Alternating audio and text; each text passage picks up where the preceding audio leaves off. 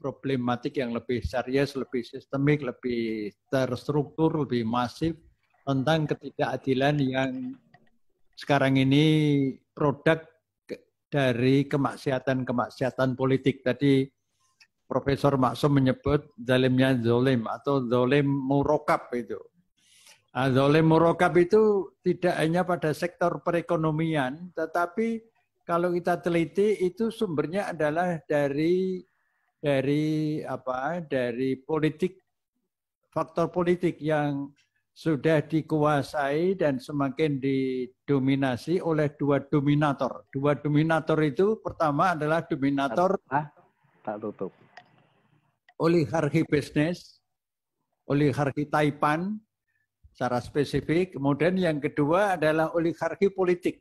Dua oligarki ini mempengaruhi proses-proses praktek demokrasi, sehingga demokrasi kita ini menjadi demokrasi yang transaksional, sehingga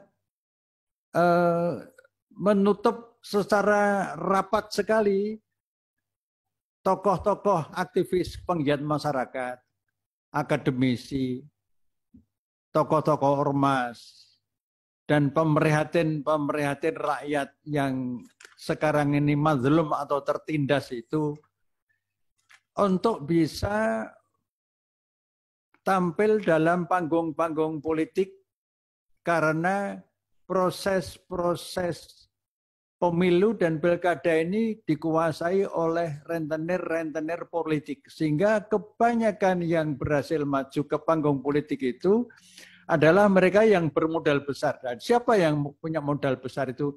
Nah, itulah yang bukan Utsman bin Affan tadi. Tapi siapa? Ya Taipan-Taipan yang memang perlu kita ajak untuk ke jalan kebenaran, kebaikan, keadilan, dan seterusnya. Dengan demikian, perspektif Utsman bin Affan ini perlu kita jabarkan, dan sebetulnya penjabaran ini tidak ada problem sama sekali karena Undang-Undang Dasar kita ini pada 4 paragraf pembukaannya itu luar biasa kandungan maknawi, filosofisnya, ideologisnya, kerakyatannya, anti penjajahannya, dan sejenisnya.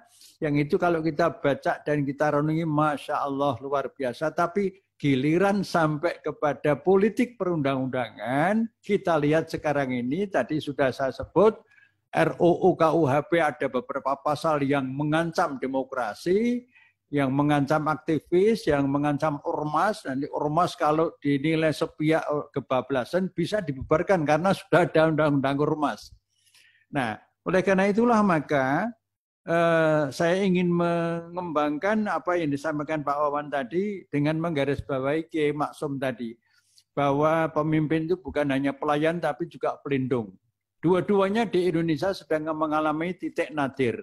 Tetapi senadir-nadirnya kita ajak dengan jalan kebaikan, dan kebaikan ajakan kita ini disemangati dengan nafas Al-Quran, wa ma arsalnaka illal balag. Tidaklah kita ini diutus oleh Allah kecuali untuk mengingatkan.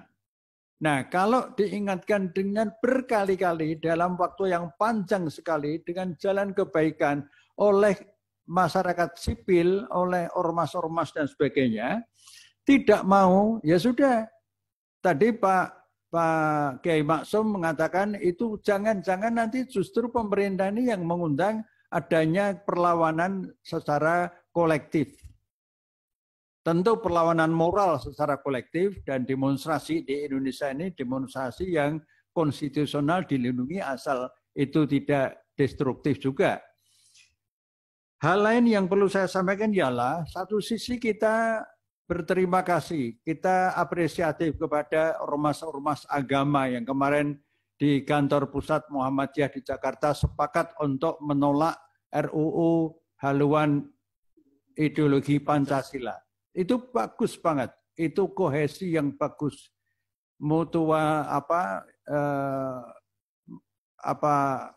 terjadi simbiosis mutualisme. Tetapi akan lebih baik jika ormas-ormas agama segera menjalin hubungan dengan apa? Koalisi LSM-LSM seperti ICW, seperti Kontra, seperti YLBHI, seperti KPA, seperti Jatam, Lokataru dan sebagainya. Dan kampus-kampus negeri maupun swasta. Ini menjadi kekuatan moral yang sangat signifikan dan sekaligus menjadi modal sosial kita. Nah, mari kita jahit, dan upaya sekarang ini Rembuk Nasional itu upaya untuk menjahit keprihatinan nasional diwujudkan menjadi kekuatan moral yang konkret, yang diperhitungkan oleh pemerintah yang maaf, sekali lagi permintaan maaf, banyak sekali sudah menyimpang dari ruh dan nilai-nilai serta komitmen yang secara otentik sudah digariskan di dalam Undang-Undang Dasar 45. Dengan kata lain, sesungguhnya sudah banyak program-program kebijakan negara ini yang sudah merupakan bentuk pembangkangan konstitusi atau constitutional obedience. Nah, kewajiban kita masyarakat sipil, kita ingatkan dengan terus-menerus sampai batas kapan, wallahu a'lam bishawab. Nah, kita siap-siap saja untuk misalnya kumpul-kumpul di Jakarta dengan cara yang tertib dan sebagainya untuk mendesakkan sesuatu agar secara konkret sumber dari segala permasalahan yang sedang kita bicarakan ini adalah satu, undang-undang parpol, kedua, undang-undang pemilu, ketiga, undang-undang KPU, keempat, undang-undang Bawaslu, dan undang-undang kepolitikan yang lain. Satu bagian besar. Bagian kedua yang besar juga, semua kebijakan-kebijakan, undang-undang tentang perekonomian, undang-undang minerba tadi, undang-undang RUU Omnibus Law atau Cipta Kerja, dan sejenisnya itu, yang ini harus dan perlu menjadi agenda bersama untuk di skala prioritaskan bagaimana itu segera dilakukan satu perombakan secara fundamental. Mengharapkan ini lewat revisi undang-undang sepertinya ada tembok tinggi dan besar sekali. Di mana tembok itu? Di Senayan dan di Istana.